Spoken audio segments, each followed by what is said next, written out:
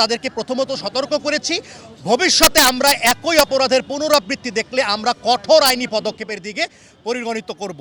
এই পর্যায়ে আমি আমাদের ভোক্তা অধিকার সংরক্ষণ অধিদপ্তরের যিনি সহকারী পরিচালক আছে তাকে কিছু বলার জন্য অনুরোধ করছি। জি, আমি শিকদার শাহিনুর আলম, সহকারী পরিচালক, জাতীয় ভোক্তা অধিকার সংরক্ষণ অধিদপ্তর। আজকে আমাদের বিজ্ঞ নির্বাহী ম্যাজিস্ট্রেটের নেতৃত্বে এবং র্যাবের সহযোগিতায় আমরা কারণ বাজার কিচেন মার্কেটে তদারকি করেছি। এখানে আমরা বেশ কিছু প্রতিষ্ঠান তদারকি করেছি, পাইকারি দোকান সহ খুচরা দোকান তদারকি করেছি, ফলের দোকান তদারকি করেছি। আমরা এই তদারকির প্রেক্ষিতে কিছু অনিয়ম পাওয়াতে আমরা আইনানুগ ব্যবস্থা নিয়েছি।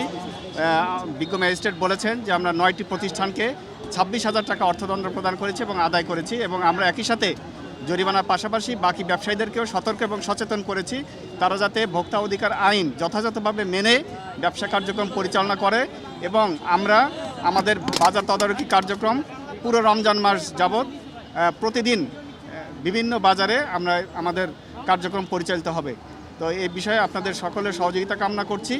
আমরা সম্মানিত ভোক্তাদেরকে আহ্বান জানাবো তারা যাতে যাচাই বাছাই করে সচেতনতার সাথে বুদ্ধিমত্তার সাথে যাচাই করে পণ্য সামগ্রী ক্রয় করার সিদ্ধান্ত নেন, এবং বিক্রেতা বা ব্যবসায়ী বৃন্দদের প্রতি আমাদের আহ্বান থাকবেন তারা যাতে আইন মেনে এবং ক্রয় রসিদ সংরক্ষণ করে মূল্য তালিকা প্রদর্শন করে যৌক্তিক মূল্যে পণ্য বিক্রয় করেন। আমরা সেজন্য তাদেরকে সচেতন করেছি এবং এর অনিয়ম পাওয়া গেলে আমরা কঠোর ব্যবস্থা নিব। ধন্যবাদ। যেটা বলছেন সেটা হচ্ছে সিন্ডিকেটটা আসলে বড় জায়গা থেকে হয়, যারা বড় বড় আমদানিকারক, সেখানে আসলে আপনাদের কোনো মনিটরিং আছে কিনা?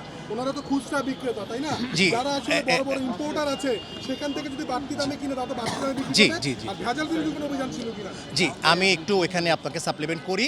আমাদের এই অভিযানটা মূলত আসলে সমগ্র পর্যায়ের যারা রয়েছে তাদের উদ্দেশ্যেই করা। এটা খুচরা ব্যবসায়ী থেকে শুরু করে হোলসেল ব্যবসায়ী, পাইকারি ব্যবসায়ী থেকে শুরু করে ইম্পোর্টার পর্যন্ত সমগ্র পর্যায়ে আমরা নিয়মিত অভিযান পরিচালনা করি। আপনারা হয়তো অবগত আছেন যে র্যাব নিয়মিত কিন্তু কিছুদিন আগেও চকবাজারেও কিন্তু মোবাইল কোর্টের অভিযান পরিচালনা করেছে।